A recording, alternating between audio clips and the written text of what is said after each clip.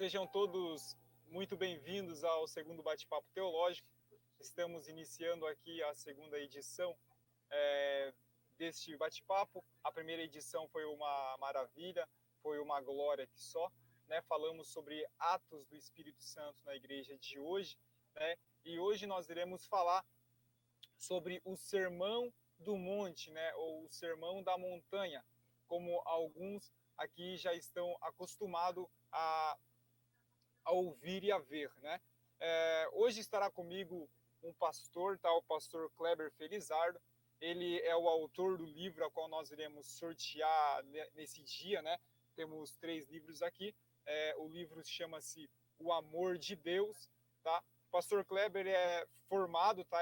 É pós-graduado em teologia, é pastor itinerante, pregador da palavra de Deus, reside em Joinville, né? Onde assim congrega, ok? Antes de a gente iniciar com o pastor Kleber, quero pedir para você compartilhar, tá, essa live aí com os seus amigos, tá? Entra aí nesse seu Facebook, compartilha com o pessoal essa live, tá? Convida alguém, comente aí para a gente, que a gente vai estar monitorando aqui.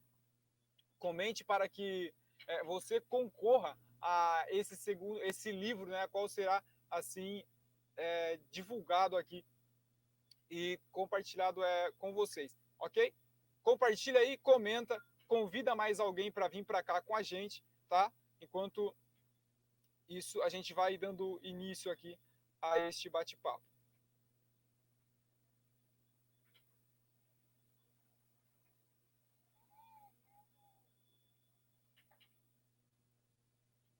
Pastor Kleber, ele escreveu 2 livros, tá? Eu estou com os 2 em mão aqui, certo? O primeiro deles é Talentos, o que fazer, tá? Esse livro aqui traz a parábola dos talentos, né? A qual Jesus, assim, ele fala, né? E prega, certo? Eu vou ler um trecho aqui, enquanto você compartilha com os seus amigos aí, antes de iniciarmos, eu vou ler com vocês aqui sobre o livro Talentos, o que fazer, né? Ele escreve na última capa aqui do livro, diz: Deus investiu em nós, né? A parábola narra o Senhor distribuindo os seus talentos, os seus dons a todos os seus servos, e com a finalidade de serem multiplicados em seu reino.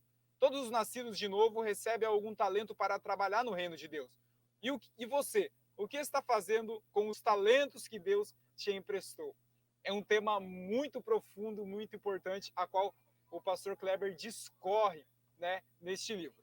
Temos aqui também o qual nós iremos sortear hoje, que é o amor de Deus, certo? O pastor Kleber ele fala que o amor de Deus restaura, cura, liberta, perdoa, transforma e oportuniza, né? E ele usa aqui as páginas deste livro para falar sobre este grande amor de Deus, a qual também está no prefácio aqui de alguns pastores, a qual comentaram, né? E citaram aqui João capítulo 3, versículo 16, a qual o evangelista João não encontra uma palavra para medir o tamanho do amor de Deus. Ele fala, Deus amou o mundo de tal maneira, ou seja, não tem como você medir esse amor, certo? Então vamos lá, compartilha, comenta o seu nome, a cidade a qual você está ouvindo, a gente, a qual você está assistindo, ok? Que no decorrer a gente vai apresentando vocês aqui nessa live, tá? Se tiver alguma dúvida também desse tema, que é um tema muito importante, coloque aqui para a gente, ok? Vamos lá. Vou já chamar o pastor Kleber aqui, tá? O pastor Kleber já vai entrar conosco aqui, ele já está online com a gente, ok? E a gente já vai dar início nesse bate-papo.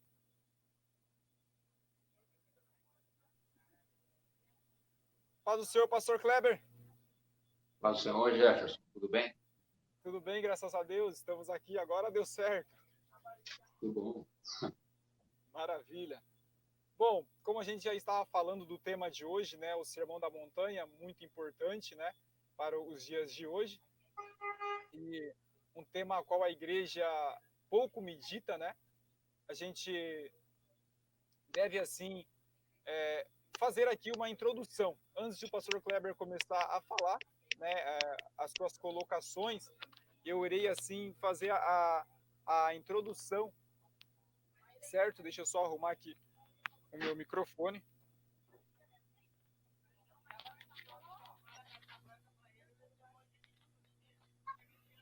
Ótimo. O Sermão da Montanha. O Sermão da Montanha envolve tanto os capítulos 5, capítulo 6 e o capítulo 7 de Mateus, correto? É um dos maiores sermãos, né, pregados, assim, pelo maior dos pregadores, o próprio Jesus Cristo. Né? O capítulo 5 ele vai até o versículo 48, o capítulo 6 ele vai até o versículo 34, o capítulo 7 vai até o versículo 29. Então, é um pequeno, só que não tão pequeno assim, sermão de Jesus Cristo, a qual Mateus deixa escrito para a gente. Lucas ele também traz isso lá no seu evangelho, mas não com tanta ênfase igual o evangelista Mateus assim nos escreve, certo? John Stott ele fala que o Sermão da Montanha ele é o que o cristão deve de se manter, né? O que o cristão deve de se seguir. Aqui está a regra de fé de alguém que é discípulo ou não de Jesus. Mas isso não sou eu quem vou falar, e é o pastor Kleber. Pastor Kleber, toda a palavra com o senhor agora. Obrigado. Pois bem, meus irmãos, boa tarde a todos, né? E seja muito bem-vindo aí a esse segundo bate-papo, essa conversa agradável de cunho teológico sobre o Sermão da Montanha, já ventilado aí nos comentários. Primeira coisa que a gente precisa entender é a proposta de Mateus ao falar sobre este sermão. A princípio, Mateus ele apresenta o Senhor Jesus como o rei, o Messias prometido no Antigo Testamento, porque a comunidade a qual vai ler o seu escrito é uma comunidade da Palestina, cuja membresia é formada de judeus convertidos ao cristianismo. Então, eles precisam ter conteúdos de fé sobre Cristo, pautado na escritura que eles têm em mão, que é o Antigo Testamento. Por inúmeras vezes, o Senhor Jesus ele foi profetizado no Antigo Testamento. E Mateus, pelo menos, ele cita 75 profecias, 75 textos do Antigo Testamento, no Evangelho a qual escreve. Então, sua proposta é apresentar o Senhor Jesus como rei, o Messias prometido no Antigo Testamento, o descendente maior da casa de Davi, aquele a quem o Senhor prometera ao próprio Davi que o Messias haveria de se sentar no seu trono. É óbvio que essa promessa ainda irá se cumprir no reino milenar. Contudo, o Messias, ele já veio e nasceu exatamente em Belém de Judá, a terra onde também o próprio Davi havia nascido.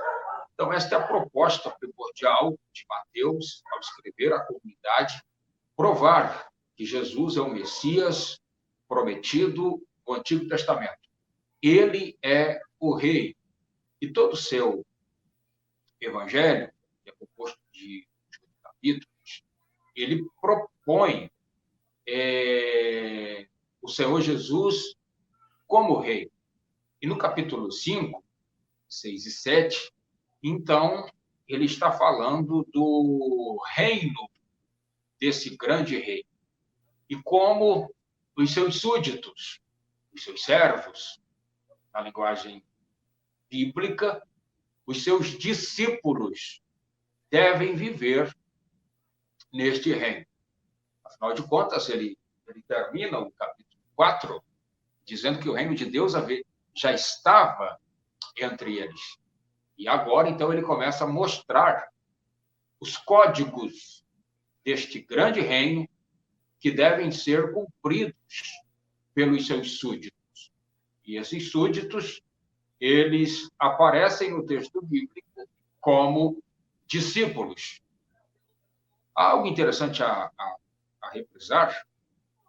Jefferson já comentou aqui no capítulo 6 de Lucas, então, também temos o Sermão do Monte. Contudo, Os estudiosos, eles dizem que Lucas ele faz uma pequena versão daquilo que Mateus nos dá 100%. E isto é notório, porque nós temos apenas cerca de 30% apenas em Lucas do que a gente tem em Mateus. Outro sim é o fator território, porque Mateus diz que o Senhor assentou-se no monte. E Lucas diz que ele está em um lugar plano. E aí os teólogos dizem que Mateus é o sermão da montanha e Lucas é o sermão da planície. O Dr. Carson, uma das maiores autoridades do Testamento, ele diz que o lugar é o mesmo. Apenas como Mateus e Lucas eles estão na perspectiva do sinótico, eles estão vendo o mesmo fato, contudo com olhares diferentes, é que o contexto de Lucas ele nos diz que o Senhor Jesus passa a noite no monte em oração para escolher os discípulos. E aí, então, ele desce e, então, encontra os discípulos. E logo à frente está a multidão. Então, se trata de um mesmo episódio, contudo, visto com olhares diferentes. Não são dois episódios diferentes, tá? É apenas um episódio. Mateus nos dá o sermão completo e Lucas nos dá uma pequena versão deste sermão. O aspecto teológico do Sermão da Montanha é tão pertinente que, por exemplo, a gente já tem Lucas, que se reporta a ele, e Lucas, na cronologia dos evangelhos, e também nas autoridades do evangelho, ele é o mais minucioso. Ele é chamado de jornalista arguto quando escreve. Segundo, nós temos Paulo se reprisando ao Sermão do Monte, vários ensinamentos de Paulo. Por exemplo, se você estudar a carta do apóstolo Tiago, 80% da carta ele está fazendo reprise ao Sermão do Monte. Se nós pegar o apóstolo João, quando ele fala de amor, ódio, luz, treva, Deus, mal, são todos ensinamentos contidos do Sermão do Monte. Ou seja, realmente, o John Stott, ele tem razão quando diz que aqui está o código de conduta para todos os discípulos de Jesus. Dito isso, o sermão inicia na ótica de Mateus assim. Jesus, vendo as multidões, subiu ao monte, o olhar de Mateus para o texto, e assentando-se, os seus discípulos se aproximaram dele. E ele, abrindo a boca, os ensinava. Primeira coisa, este sermão não é dirigido à multidão. Você pode ler tanto no olhar de Mateus quanto no olhar de Lucas, ambos fazem a distinção. Jesus se dirige aos discípulos. E Lucas vai dizer que ele tem a multidão está presente, mas ele dirige o olhar aos discípulos. Ou seja, a palavra é dirigida totalmente a discípulo. Pergunta básica e resposta básica. Quem é o discípulo?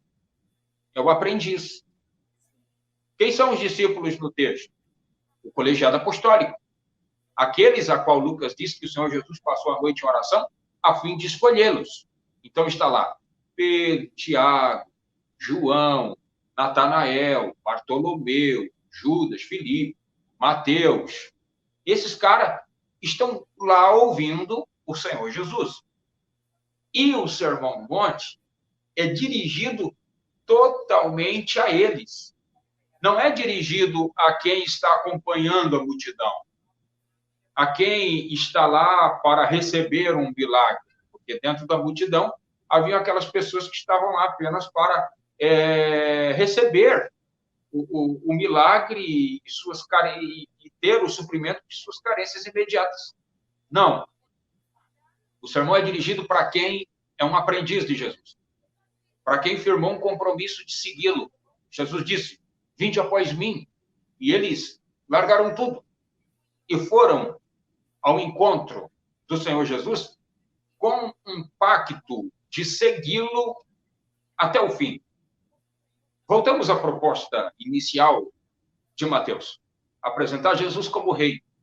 E agora apresenta os códigos deste reino para os seus súditos. Nas entrelinhas, Jesus estava mostrando um padrão de vida, de conduta, para os seus discípulos, aqui, neste magnífico sermão.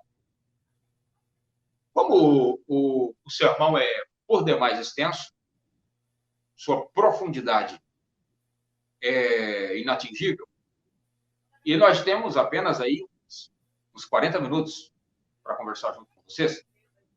Então, eu vou falar algumas coisas do sermão, procurar dar uma ideia de cada capítulo, e aí, então, para que desperte também em você, que ainda não tem o conhecimento do Sermão do Monte, a estudar esse sermão.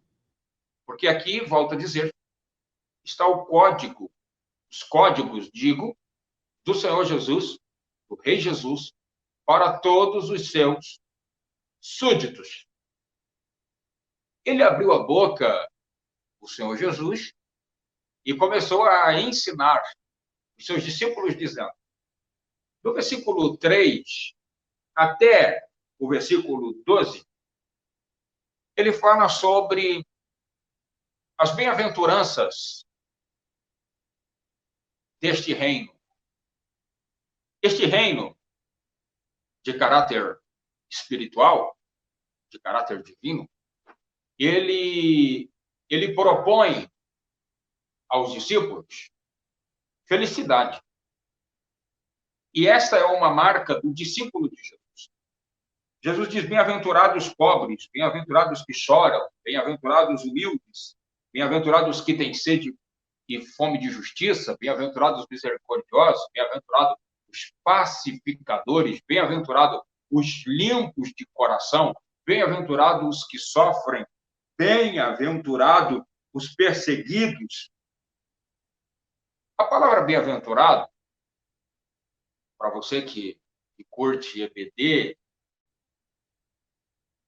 escola teológica, sabe que é muito mais que feliz. É felicíssimo. Então, Jesus está dizendo que o discípulo que vive nesse reino, ele é feliz. Interessante é que as citações de Jesus, humildade, dependência, misericórdia, pureza de coração, sofrimento, perseguição, fome e sede de justiça, esse padrão estabelecido por Jesus de felicidade, era totalmente oposto àquilo que o judaísmo da época pregava sobre felicidade. Afinal de contas, o judaísmo estabelecia um perfil de felicidade. E qual era? É que você tinha que possuir. À luz de Deuteronômio 28, Israel teria que ser muito rico, teria que emprestar, teria que ter posses e posses. É óbvio que a leitura mais autêntica e a interpretação mais adequada de Deuteronômio 28 eram bênçãos que estavam condicionadas à obediência à lei do Senhor.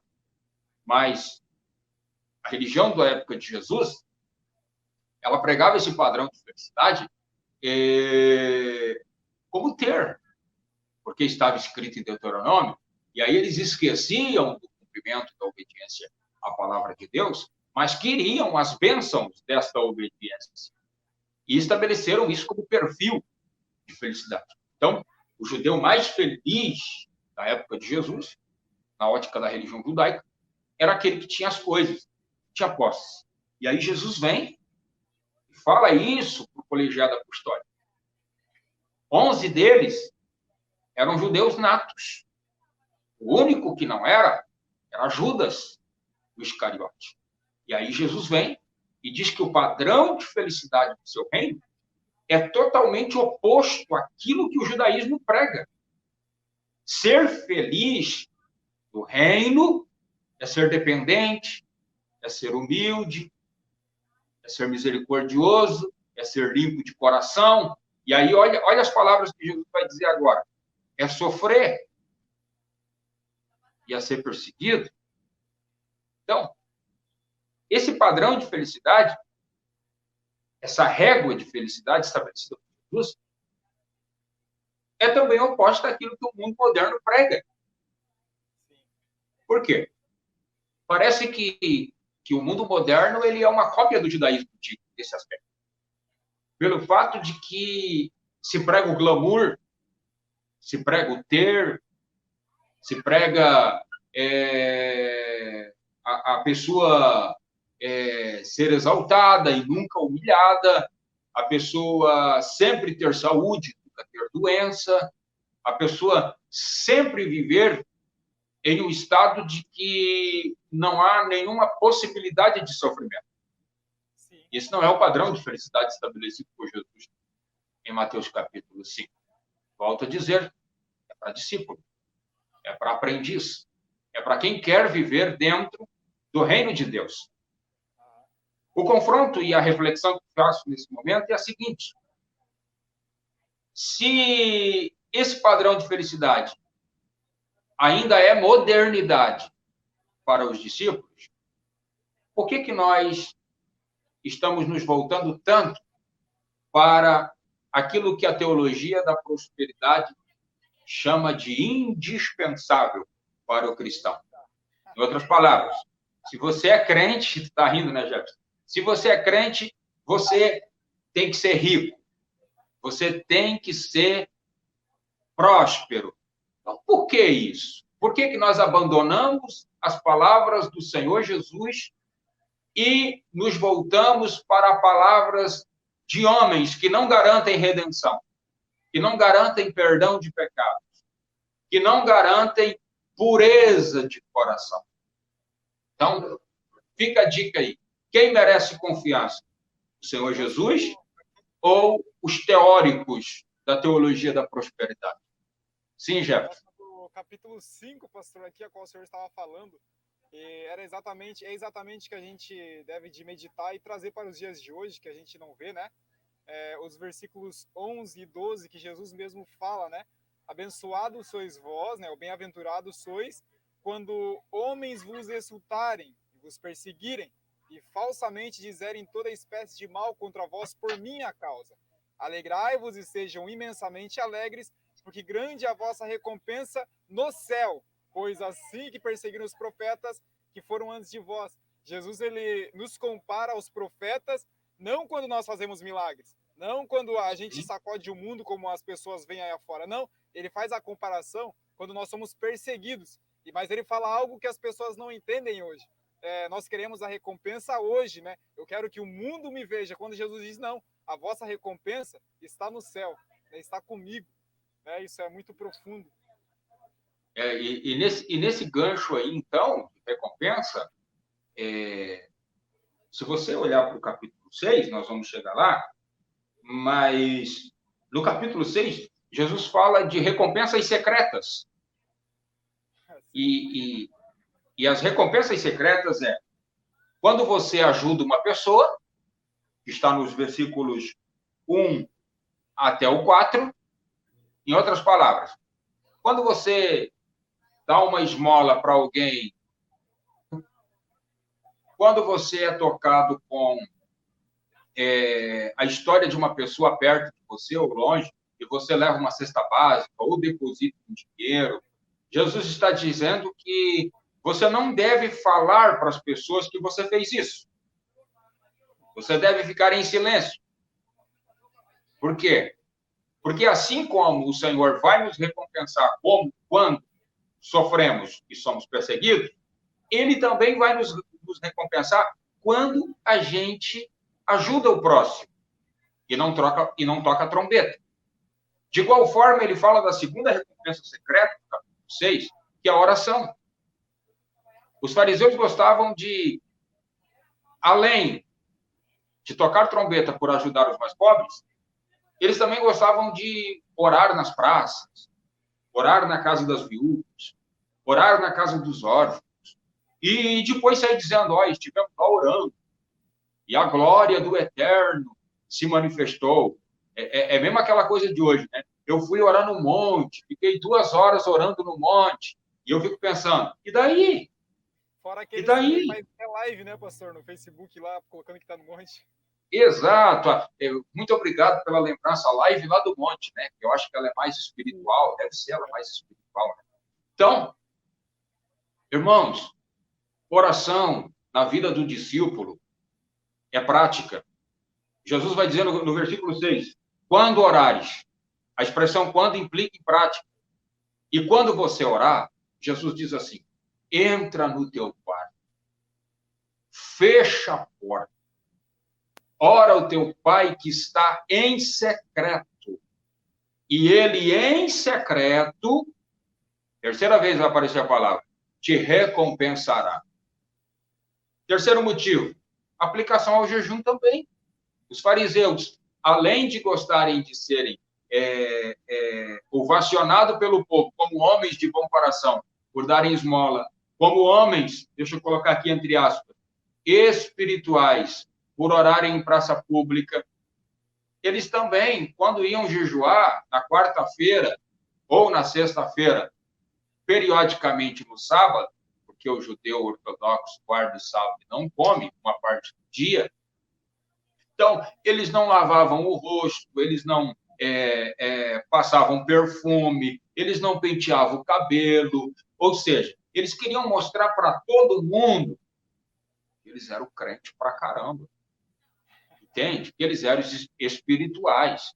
E aí o que Jesus diz? Olha, assim como você não toca trombeta quando dá esmola e quando ora, de igual forma o jejum. Vou atualizar aí as palavras de Jesus. Quando você for jejuar, acorda de manhã, lava o rosto, escova o dente, penteia o cabelo, passa perfume, entendeu? Se vai para o trabalho, se vai para a igreja, ou se vai voltar para o quarto para orar, ou se vai ficar lendo a Bíblia, não precisa dizer que você está em pé. Quando você diz isso, você já recebeu a recompensa dos homens. E qual é a recompensa dos homens? São aquelas palavras, aqueles jargões, né? O irmão é espiritual mesmo, o irmão está jejuando. Então, você já recebeu aqui. E o Senhor está dizendo, não, faz isso em secreto. E o teu pai que vê, eu gosto disso, que vê, por 4 vezes a palavra vai aparecer, te recompensará. Então, somos recompensados quando sofremos e somos perseguidos, somos recompensados quando damos ajuda ao próximo, somos recompensados quando oramos em secreto, somos recompensados quando jejuamos em secretos. E essa recompensa, ela é totalmente divina. E aí, o próximo confronto e reflexão, à luz do Sermão do Monte, é: que recompensa é essa? É só material? É só Deus aumentar o meu salário? É só Deus mudar minha casa? Não, senhores. Ele pode fazer isso? Pode. Ele é Senhor. Agora, a recompensa que mais Deus quer nos dar é vida de comunhão com Ele. É amar o próximo. É servir o próximo. É ser uma bênção para as pessoas que nos rodeiam. Então, esse padrão estabelecido por Jesus aos discípulos, em alguns contextos evangélicos, ele é arcaico, ele é fora de uso. Por quê? Porque essas palavras, elas confrontam-nos a viver de fato o que é ser discípulo. Voltando ao capítulo 5, pegamos o gancho da recompensa, né? E voltando ao capítulo 5, eu quero destacar, lá no versículo 43, até o versículo 48, Jesus diz algo assim. Eu vou ler porque eu quero só estabelecer algo teológico no texto aí. 43. Ouviste o que foi dito? Jesus usa muito essa expressão aqui no Sermão do Monte, né? Ouviste o que foi dito? Sim. Essa expressão, foi dito, é uma referência ao Antigo Testamento. Aquilo que foi escrito no Antigo Testamento para os judeus daquela época. Amarás o teu próximo e odiarás o teu inimigo. Isso aqui é uma citação de Levítico 19, se não me escapa a memória, o versículo 13, onde o Senhor, naquele momento, está dizendo ao seu povo que quando eles entrassem na terra de Canaã, essa citação ela está imergida em vários textos, não só Levíticos 19, mas Números 33 e por várias vezes no livro de Deuteronômio. O povo de Israel deveria expulsar as nações que estavam ali, eram nações pecadoras, que adoravam outros deuses. Por isso, no texto, eles são chamados de inimigos. Por isso o Senhor está dizendo, ouviste o que foi dito? Amarás o teu próximo, que é Israel, seus irmãos, que vão entrar junto com vocês em Canaã, vocês vão odiar os inimigos, ou seja, vão eliminá-los, porque se eles continuarem com vocês, eles vão induzirem ao erro algo que posteriormente aconteceu. Então, esse texto é totalmente judaico. Versículo 44. Eu, porém, vos digo, amai vossos inimigos. Essa expressão, que também reaparece várias vezes no Sermão do Monte, eu, porém, vos digo, na linguagem hermenêutica, ela significa que Jesus está trazendo uma nova interpretação do Evangelho. Por quê? Porque até então eles viviam a lei. Agora, eles estão vivendo a graça. Por isso, uma nova interpretação no Evangelho. Na lei dizia, ama o teu próximo, Israel, e odeia todas as demais nações. Do reino, do Evangelho, não. Ame os teus inimigos. Ou seja, tenha os teus inimigos como teu próximo. Eles não são mais objetos que você irá descartá-los. Você deve amá-los. Assim como você tem que ficar alegre quando você é perseguido, você deve orar pelo que vos persegue. Percebam que o Sermão do Monte, ele é tipo um quebra-cabeça. Jesus vai montando as peças à medida em que vai falando. Então, lá atrás, ele manda a gente se alegrar por ser perseguido, e agora ele manda a gente orar por aqueles que nos perseguem. Entende? Então, essa lei, a lei do amor, é a força motriz do cristianismo. Repito, a lei do amor é a força motriz do cristianismo. Porque aos olhos do Rei Jesus, todos os súditos são iguais. Não existe prediletismo. E não existe distinção. Todos são iguais. É isso que ele vai dizer no próximo versículo. Quando você ama o seu inimigo, ora por aquele que vos persegue, você se torna filho do vosso Pai que está nos céus, pois ele faz raiar o sol sobre maus e bons e derrama chuva sobre justos e injustos. Aí ele diz, se você ama o que vos ama, desculpe, se amardes os que vos amam, que recompensa tendes? Não fazem os publicanos, ou seja, os pagãos, aqueles que não conhecem a Deus de igual forma? Isto é forte o que Jesus diz aqui. Se eu não amo, eu não sou diferente do publicano. Eu sou igual ao publicano. Por quê? A lei do Evangelho é a lei do amor. No amor, você aprende a conviver com as pessoas, aprende a lidar com as pessoas e aprende a ver as pessoas como Cristo vê. Como discípulo de Jesus, eu já vou falar sobre isso. Eu não fui chamado para julgar. Eu fui chamado para amar. Eu não fui chamado para acusar. Eu fui chamado para orar. Entende? Mas a gente faz o contrário. Essa é a outra reflexão confrontativa, um pouco mais dura. A gente não ama, a gente julga, a gente não ora, a gente acusa. Por isso que a carta de Tiago, já volto a dizer, ela reprisa pelo menos 80% do Sermão do Monte lá. E Tiago diz assim no capítulo 2, quando eu julgo o meu irmão, eu deixo de ser servo da lei e passo a ser juiz da lei. Aí a pergunta é, quem te constituiu juiz da lei? Quem? Tiago faz essa pergunta. Quem te constituiu? Em outras palavras, quem me colocou acima do meu irmão?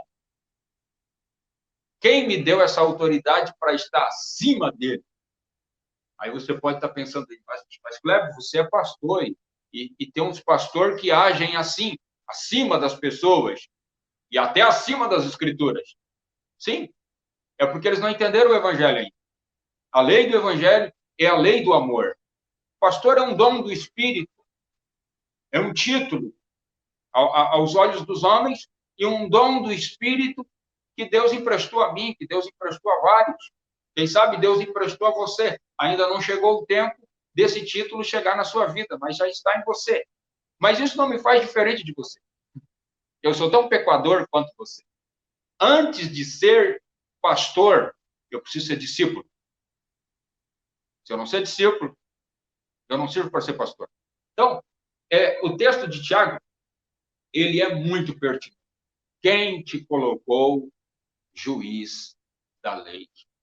E aí ele faz a segunda pergunta. E quem és tu que julgas o servo alheio? Ou seja, você é igual a ele.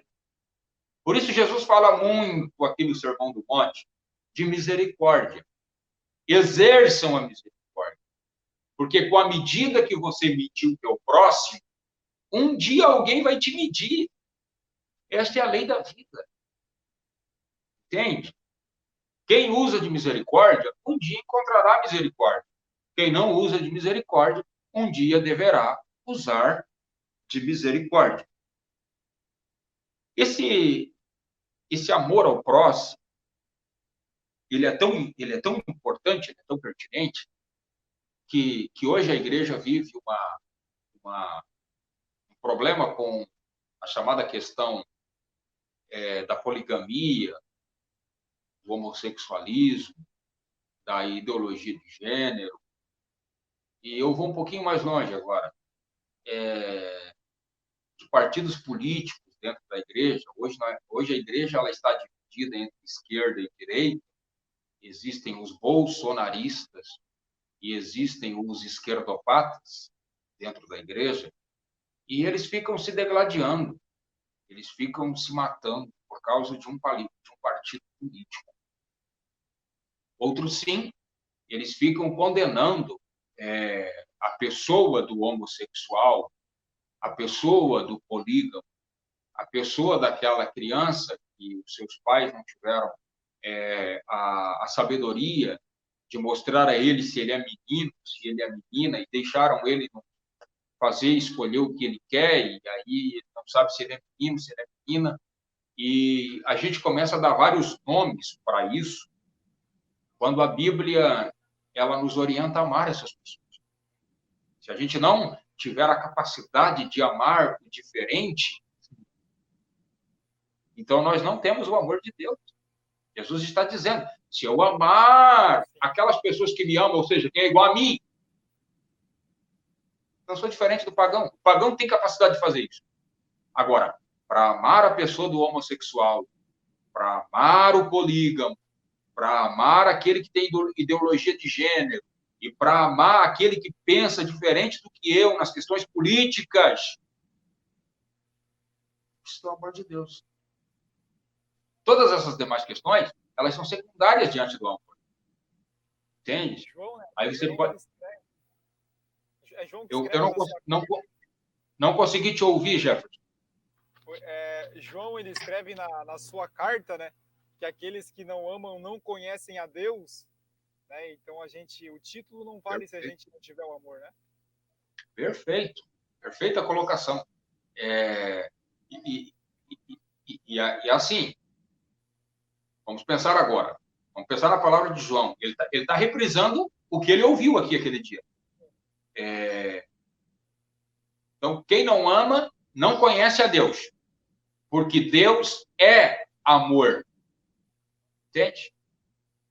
Então, eu posso estar na igreja, participando da ceia. Deixa eu falar agora aqui para nós, os grupos dos pentecostais. Falando em línguas e não conhecer a Deus. Sim. Eu não amo. Sim, eu tava... A hora que o senhor falou do serviço, eu tive um insight aqui do Espírito Santo aqui. Eu lembrei de que quando Paulo ele escreve todas as suas cartas, né? Ele não se apresenta Paulo apóstolo. Antes ele fala Paulo, servo de Jesus Cristo, para depois apóstolo, né? Ou seja, Paulo ele valoriza o serviço para depois o seu ministério.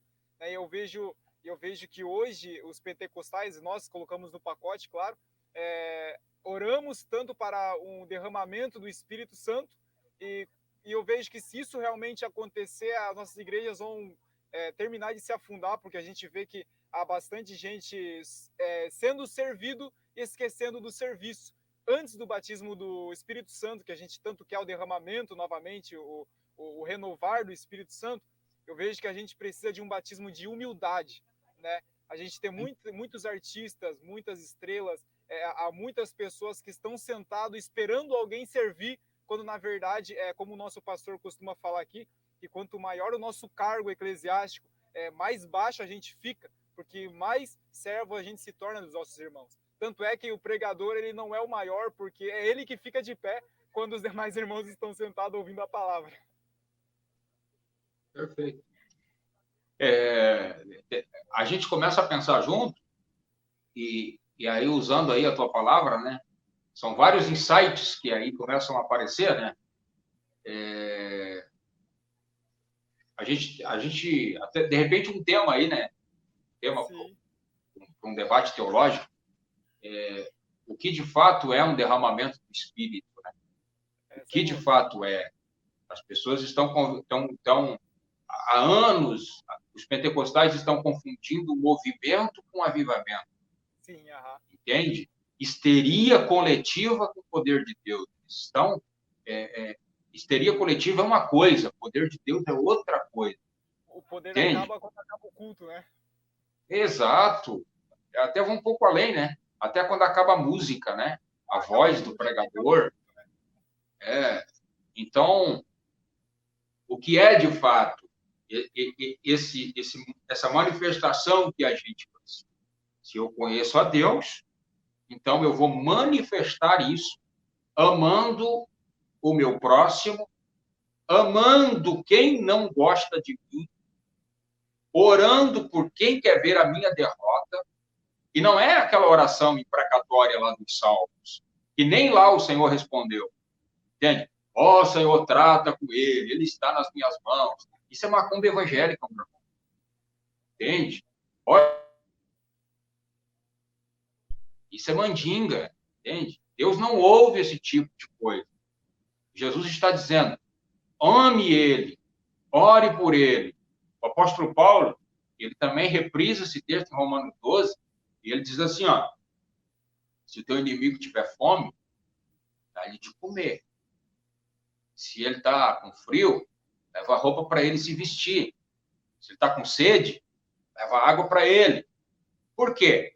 Porque você vai colocar um monte de brasa na cabeça dele, ou seja, a consciência dele vai ficar ardendo. Você vai dar a oportunidade de Deus falar com o teu inimigo. E o que Deus vai falar com ele? Está aqui na Escritura.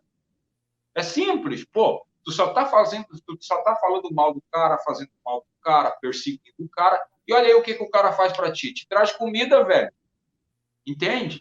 E tu tá aí. O cara vai ficar lá, não vai conseguir dormir. Vai chegar para você e vai dizer, cara, me perdoa. Tu é gente boa pra caramba. Ou seja, no reino, Jesus quer ganhar. Entende? Lembra da parábola lá? Que os magistrados, os magnatas, a elite não quis ir na festa do rei. O que o Senhor diz para os servos? Vai lá e convida o coxo, o aleijado, o cego, o mendigo, convida todo mundo, porque eu quero que a minha casa se encha. Entende? Jesus quer que a igreja dele, o reino dele, se encha de pessoas. Mas são diferentes. Ok, agora aprenda a conviver com eles. Como você vai aprender isso? Praticando o amor. Imagina, aí na sua comunidade, se todo mundo pensar igual. Imagina aqui na minha comunidade, se todo mundo pensar igual. Que graça tem todo mundo pensar igual? Não somos robôs, não somos máquinas. Entende? Viver em unidade é viver com o diferente. E como viver isso? Com amor. Amando. Vemos lá em Atos, né, no livro de Atos, a gente vê que quando a igreja começa a crescer, né, o evangelista Lucas, ele escreve em Atos que se juntavam os judeus, os gregos, os bárbaros, todas as pessoas, né? Então a gente vê que não é a gente ser semelhante, não, é as nossas diferenças que nos unem, na verdade, né? Eu aprender a viver com meu irmão, que eu vou amar a diferença dele e vou aprender a viver em unidade com ele. É essa força que a igreja tem que começar a resgatar de novo. Pois é. Aí isso é avivamento. Isso é derramamento do Espírito. Entende? Falar em línguas é uma experiência. É um momento de alegria. É bom, é maravilhoso. Eu falo em língua, eu sou pentecostal, mas não significa que isso é ser cheio do Espírito. Sim, verdade. Entende? Se nós levarmos mesmo ao pé da letra o que é ser cheio do Espírito, é praticar o que Jesus falou em Mateus 5, 6 e 7. E aí, procurando viver isso, você vai para Apocalipse capítulo 2 e capítulo 3, onde Jesus fala das 7 igrejas da Ásia. E aquelas igrejas da interpretação teológica, em algum momento elas representam uma fase, uma era da igreja. É óbvio. Mas qual é a proposta lá? É que a gente seja a igreja de Filadélfia, que guarda a palavra, que não nega o nome do Senhor e que tem uma ardente expectativa da volta de Cristo, que tem coroa na cabeça. Coroa fala de glória, de autoridade. Entende? Então, ser cheio do Espírito é, de fato, viver a autenticidade do discipulado. Ser um discípulo de Jesus na prática. Eu acho que podemos ir ao capítulo 6, né, Jefferson? Vamos lá. Não sei se tem alguma pergunta de quem está nos assistindo, alguma colocação. Não, o pessoal só está assistindo mesmo. Estou só comendo mesmo do rolo. Que bênção. Vamos junto, então. No capítulo 6, já falamos ali, né, dos 3 motivos secretos e das recompensas secretas também. E eu quero destacar desse capítulo, ainda o versículo 33, que é muito conhecido. E eu não me canso de ficar pensando nesse versículo, meditando nele, porque aqui Jesus está falando sobre a prioridade do discípulo. Ele diz: buscai, assim, em primeiro lugar, o reino de Deus e a sua justiça. E todas essas coisas vos serão acrescentadas. O discípulo tem como prioridade buscar. Buscar o quê, pastor Kleber? O reino de Deus. e a sua justiça. Ou seja, ele quer buscar aquilo que não é terreno, reino de Deus e a sua justiça. Justiça é um atributo do caráter de Deus. Então, ele busca ao mesmo tempo o caráter de Deus e o reino dele. Ou seja, é algo que não é terreno. Quando eu entendi isso, até indico a vocês aquela Bíblia de estudo palavras-chave, hebraico e grego, é uma ótima Bíblia. E eu fui consultar esse versículo aqui no original, e o verbo buscar aí, Jefferson, ele está conectado com Colossenses capítulo 3, onde Jesus fala sobre buscar as coisas que são de cima e pensar nas coisas que são de cima e não nas que são da terra. Então, olha a conexão. Eu estou buscando o caráter de Deus, a sua justiça, um viver justo, um viver santo. Eu estou buscando o reino dele, ou seja, estou buscando a vontade dele, aquilo que ele quer para mim, aquilo que ele tem para mim, dentro do seu reino. E eu não estou em nenhum momento pensando nas coisas que são daqui. Conseguiram entender o raciocínio? O Moody diz uma coisa interessante sobre o discípulo, e ele se conecta com esse versículo. É óbvio que o Moody disse várias coisas interessantes em relação ao discípulo, mas eu vou citar só uma. Ele diz que o discípulo é aquele que anda com os pés aqui na terra, mas a sua cabeça está no céu. Ou seja, ele vive a cidadania celestial vivendo como cidadão. Ele trabalha, ele é obrigado a trabalhar, ele estuda, é importantíssimo estudar, ele tem família, ele tem uma igreja, ele tem uma comunidade onde ele vai, onde ele come café, ele tem projetos, ele tem sonhos. Contudo, ele quer que a vontade de Deus se estabeleça na vida dele assim, todas as coisas.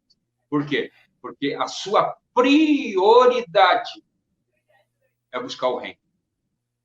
É buscar a justiça do reino. E é ser preenchido disso. Isso é tão profundo que a conexão com Colossenses é busque as coisas que são de cima e pense nelas. Ou seja, ele é preenchido de dentro para fora por aquilo que é divino, por aquilo que o mundo não pode dar, por aquilo que a religião não pode dar, mas que o cristianismo pode lhe dar. Isto é prioridade. E por que Jesus cita buscai assim em primeiro lugar? Porque quando Jesus coloca esse texto aqui, ele já havia falado de dois grandes inimigos do reino de Deus. E ele vai falar do terceiro, no capítulo 7. O primeiro, capítulo 6, versículo 19. Não acumuleis para vós outros tesouros na terra. Lembra de Colossenses? Pensai nas coisas que são de cima e não nas que são da terra. E aí Jesus está dizendo, não ajunteis tesouros na terra. Teóricos da prosperidade, se manifestem aí, expliquem esse texto. É Jesus que está dizendo, não ajuntar tesouro na terra. O apóstolo Paulo, ele diz assim, teóricos também expliquem esse texto, por favor. 2 Timóteo, capítulo 6, versículo 5. Não trouxemos nada para esse mundo. E não podemos levar nada dele. Então, tendo o que comer e vestir, estejamos com isso contentes. Expliquem esse texto, por favor. Será que Paulo estava errado? Será que só vocês estão certos com esse capitalismo? Evangelho. Então, Jesus está dizendo isso. Não ajuntem tesouros na terra. Versículo 20. Mas ajuntais tesouros no céu. E esses tesouros do céu estão conectados àquelas recompensas que a gente já falou, tanto do capítulo 5, citado pelo Jefferson, versículo 11 e 12, depois do capítulo 6. Volto a dizer, o Sermão do Monte é como um quebra-cabeça. À medida que Jesus vai falando, ele vai juntando as peças. E a gente vai entendendo. Então, por ocasião da morte ou do arrebatamento, nós estaremos na eternidade com o Senhor. E 2 Coríntios capítulo 5, versículo 10, fala do tribunal de Cristo. Lá onde as obras dos discípulos serão avaliadas. Quem ajuntou tesouros do céu, esse banco celestial não falha. Ele guarda esses tesouros para nós lá. Entende? Agora, quem se preocupou apenas em ajuntar tesouros aqui, em ter aqui e não ser aqui, infelizmente, não terá tesouros do céu. Sim. Jesus está dizendo que as riquezas, materialismo, consumismo e todos esses ismos do capitalismo, eles são inimigos do reino de Deus. Por quê? Eles querem roubar o lugar de Cristo em nosso coração. Jesus fala, não acumuleis tesouros na terra. 20. Mas ajuntai para vós outros tesouros no céu. 21. Porque onde estiver o teu tesouro, aí estará o teu coração.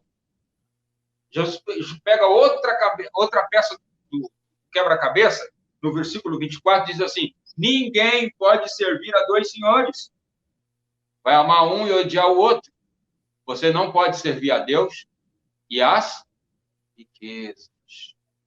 Mamon, Deus da mitologia judaica. Você não pode. Ele está dizendo, você não pode. O apóstolo Paulo reprisa isso. 1 Timóteo 6,9. O amor ao dinheiro é a raiz de toda espécie de males. E nessa cobiça, muitos se desviaram da fé e se atormentaram com muitas dores. Quanta gente que, quando não tinha dinheiro, tinha família. Depois que teve dinheiro, não tem mais família. Quanta gente que, quando não tinha dinheiro, ia para a igreja, orava, sentia a presença de Deus. Aquele discípulo autêntico, queria ganhar almas para Jesus. Depois que tem dinheiro, não tem mais tempo para ir na igreja, não tem. Eu vou só na ceia. E hoje, na nova modernidade, né? Eu levo o meu dízimo lá, a minha parte com Jesus já está feita. Não é assim, irmão. Jesus nos chamou para ser discípulo. Pastor Kleber, o discípulo de Jesus não pode ser rico. Jesus não está dizendo isso. Mas Jesus está falando da busca desenfreada por riqueza. Jesus está falando de prioridade. A prioridade do discípulo não é ajuntar tesouros na terra. A prioridade do discípulo é buscar o reino dos céus. Volto a dizer, o discípulo está aqui, ele anda aqui, Moody diz, ele está aqui, mas a cabeça dele está no céu. Ele é cidadão, ele trabalha, ele está aqui como um ser social. Mas o seu alvo não é aqui. Entende? E se você... Deixa eu só concluir o pensamento. E se você não conseguir nada aqui, nada, absolutamente nada, mas você é salvo, você tem um legado de testemunho, de vitória, de vida plena, você é o homem mais rico da terra. Você é a mulher mais rica da terra.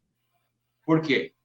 O que fica da nossa vida não é o que temos, mas sim o que fomos. Uau! Algumas colocações da qual o decorrer o senhor estava falando, professor. Nós aqui fazemos uma conexão do Buscai ao Mateus capítulo 5, versículo 13, né, de ser o sal da terra e a luz do mundo, a gente hoje vê as igrejas falarem muito sobre vivendo o reino, atraindo o reino, mas ninguém nunca fala do legislamento desse reino, né? E aqui, Sim. no Sermão da Montanha, a gente vê essa regra desse reino, ou seja, a gente é cidadão do céu. Se somos do céu, nós devemos de viver conforme a regra desse céu, né? Ou seja, eu não posso viver no Brasil querendo cumprir a lei dos Estados Unidos, isso é meio que sem sentido, né? Então Jesus ele fala, buscai o reino do céu, o Senhor falou muito bem colocado do coração aqui e tudo mais. E era o que eu já estava pensando em colocar mesmo o Colossenses capítulo 3, a qual Paulo fala, né, de buscar as coisas que estão em cima, né? Algo muito importante para nós. Pessoal, você que está nos assistindo aí, tá? Comente aí embaixo, tá? Coloca o seu nome para você concorrer ao livro do Pastor Kleber, o Sermão da Montanha. A gente já está 1 hora online, pastor. 1 hora online. Comente aí para você concorrer, tá? Nós vamos continuar e chegar à conclusão logo mais à frente com o Pastor Kleber. Perfeito. Já indo então para a conclusão, falando dos dois inimigos ainda que faltam, o primeiro, a busca desenfreada por riqueza, que tira a prioridade do discípulo. O segundo, ansiedade, do versículo 25 até o 34. Ansiedade em relação a ter, ansiedade em relação à comida e ansiedade em relação ao dia de amanhã. Você pode trocar a palavra ansiedade por preocupações. Preocupações do dia a dia. Jesus está dizendo que o discípulo não pode conviver com isso. Por isso ele usa o verbo andar. Não andeis. Ele não deve conviver com isso. Porque a ansiedade, ela tira de nós a nossa confiança em Deus. Quando nós estamos muito ansiosos, extremamente preocupados, é porque está faltando confiança no Senhor. A prioridade do discípulo é sempre confiar no Senhor, sempre depender do Senhor, sabendo que Ele está cuidando das nossas vidas em todos os aspectos.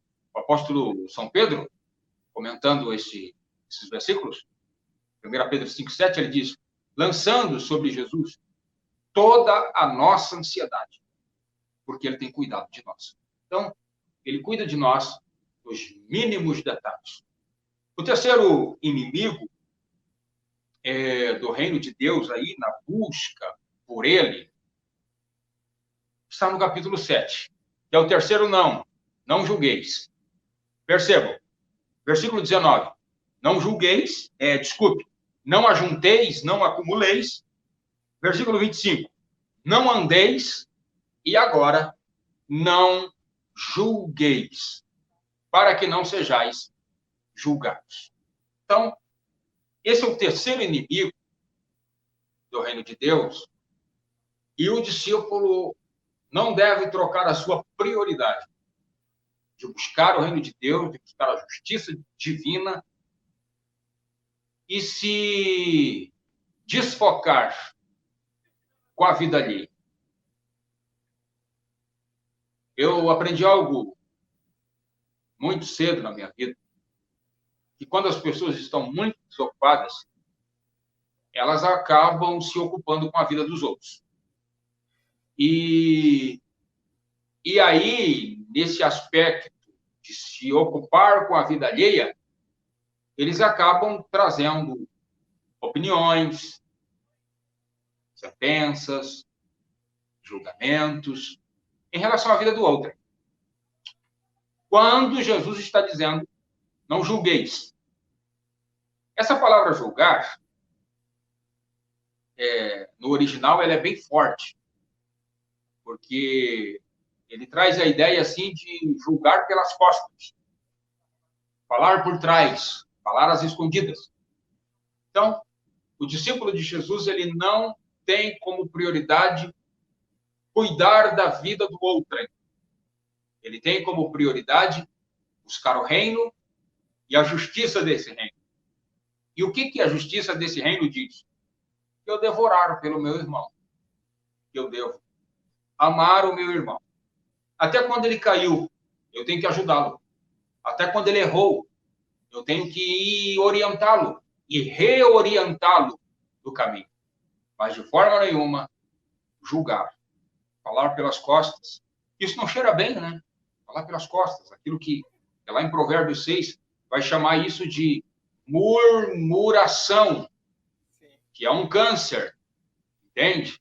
Então, fofoca, diz, coisa desse gênero não combina com o comportamento do discípulo. O discípulo tem uma prioridade, o discípulo tem um foco. E qual é? Buscar as coisas que são de cima. Pensar nas coisas que são de cima. Ser preenchidos por ela. E quando o meu irmão, por infelicidade, tiver algum problema, a minha missão é ajudá-lo. Se a ciência divina estiver na minha mente e eu puder dar um bom conselho a ele, e esse conselho servi-lo para colocá-lo de volta no caminho, amém. Se eu não conseguir ajudá-lo com um conselho, minha missão é orar. No capítulo 7, Jesus, ele termina o sermão falando sobre duas casas espirituais, que é o resultado da assimilação da mensagem do Sermão do Monte. Porque ele diz assim: assim todo aquele que ouve essas minhas palavras, palavras do Sermão do Monte, e as pratica, coloca em prática, vivencia no seu dia a dia. É óbvio, isso aqui é um processo. Ninguém consegue ler isso aqui numa sentada e sair na rua praticando tudo isso aqui. Não, é difícil. É uma luta contra o teu ego, é uma luta contra a tua natureza adâmica, é uma luta contra o sistema mundo, é uma luta contra aquilo que o mundo dita, porque hoje nós vivemos um mundo que dita as regras. Entende? Então, mas você buscando isso todo dia, com oração, com leitura, com devoção, com humildade, pedindo ao Espírito Santo, quem ouvir, no nosso caso, quem lê, quem praticar, será comparado a um homem sábio que construiu a sua casa sobre a rocha. A metáfora da rocha mostra a segurança dessa casa. Que vai vir os ventos, no versículo 5, vai vir a chuva, vai vir os rios, vão bater com ímpeto nessa casa, mas ela não vai cair. Porque essa casa espiritual, a metáfora que Jesus usou para nós, discípulo, ela está firmada na rocha. Rocha é uma metáfora usada no Antigo Testamento para Deus. Então, essa casa está firmada em Deus, essa casa está firmada em Cristo. Essa casa está firmada na sua palavra. Ela não vai cair. Ela vai se manter de pé. Independente das tempestades, das intempéries que ela tiver que vivenciar, ela vai continuar. Porque o seu coração, a sua mente, está cheia da palavra de Deus. Suas convicções espirituais estão intactas. E ele vai passar toda a tempestade. Por outro lado, Jesus diz que quem ouve, quem lê esse sermão e não pratica, sua casa está na areia. De igual forma, vai vir a chuva, o vento, o rio vai bater com ímpeto e a casa vai cair. Porque aquela vida de fé não imprimia segurança. Esses versículos de Jesus, eles são tão atuais que os cristãos não veem isso. Por quê? Só uma coisa do cotidiano. Pô, aquele irmão não vem mais na igreja, né? Não, ele não está mais na igreja. Ele já está lá no mundo de novo, ele já está lá no pecado de novo. Meu, mas como isso aconteceu? Como que isso aconteceu? Ele estava tão alegre na igreja, ele estava tão entusiasmado na igreja, é que ele não quis cavar. Lucas, quando comenta esse fato aqui, ele diz que o homem sábio, ele pegou uma pá de cavar, atualizando a mensagem, e ele cavou bem fundo. Ou seja, ele teve preocupação com a casa que ele iria construir. De igual forma, nós temos que ter preocupação com a nossa vida que nós queremos ter com Deus. Porque a nossa vida que nós temos com Deus, refletida isso, indo à igreja, com o nome de crente, com o nome de cristão, ela é do tamanho da minha responsabilidade. Ela é do tamanho da minha devoção. Ela é do tamanho da minha vontade de querer estar com Cristo. E como isso ocorre? Lendo, ouvindo, praticando a palavra de Deus. Quando eu não consigo praticar, pastor, é um ataque ao meu ego. Eu não consigo. Vou orar. É para isso que serve a oração. Para dizer, Senhor, eu não estou conseguindo praticar isso aqui. Me ajuda. Eu preciso. Entende? E o Senhor vai amolecer esse vaso. Ele vai trabalhar nessa natureza adâmica através da natureza do Espírito que ele já implantou dentro de nós no dia do novo nascimento. E ele vai fazer a sua obra. Paulo diz, aquele que começou em vós, a boa obra vai concluir até o dia de Jesus Cristo. E assim nós estaremos construindo a nossa casa espiritual em um terreno sólido, firme, na rocha que é Deus, na rocha que é Cristo, na rocha que é a sua palavra. A reflexão do fim desse sermão é a seguinte: aonde você tem construído a sua casa espiritual? Em que terreno você tem escolhido construir a sua casa espiritual? Em que terreno? É na rocha ou é na areia? Quando Jesus termina o seu sermão, a multidão está estupefada. Interessante. Jesus dirige o sermão aos discípulos, mas a multidão está ouvindo. A aplicabilidade imediata do sermão é discípulo, mas a multidão entendeu tudo o que Jesus disse. E o que eles dizem? Nossa, esse homem é diferente. Ele prega, ele ensina com autoridade e não como os escribas e fariseus. Ou seja, a multidão conseguiu distinguir que Jesus falava do céu. Jesus falava de códigos que o judaísmo não tinha. Jesus falava de princípios que o judaísmo não exercia. Por isso eles disseram: este homem tem autoridade. Lucas capítulo 19, tem um versículo lá, se não me escapa a memória, é o 42, 43, que diz que quando as multidões ouviam a Jesus, eles eram atraídas para ir atrás dele. Todo mundo ia atrás dele. E é isso que a palavra de Deus faz. Ela tem a capacidade de atrair os corações. E aqueles corações que ouvem essas palavras e procuram praticar no seu dia a dia, se tornam discípulos autênticos de Jesus. Esta é a minha participação no Sermão da Montanha. Se tem ainda alguma pergunta, alguma colocação, espero cooperar.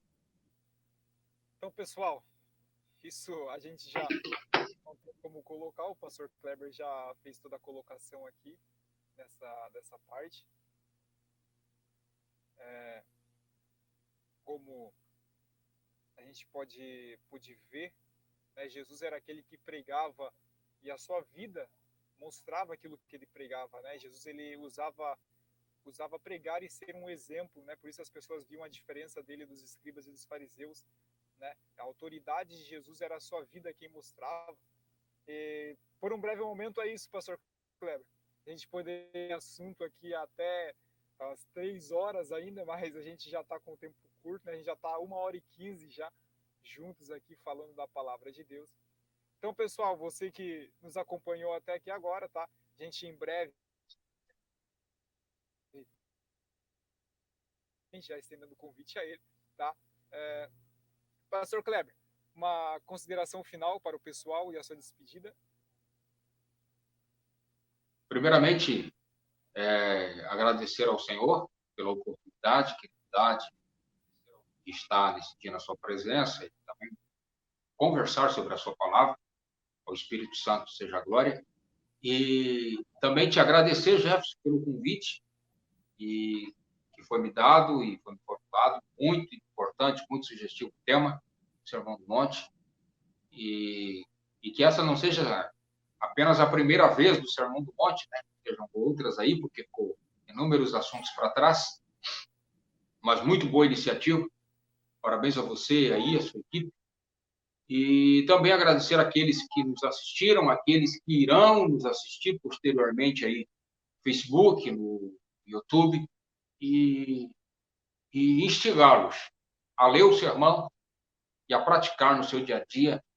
E assim vamos juntos, nos tornando discípulos autênticos deste grande reino, que é o reino de Deus. Que Deus te abençoe. Amém. Deus abençoe, Pastor Kleber. Muito obrigado por aceitar o nosso convite, tá? De estar aqui expor a palavra de Deus para nós.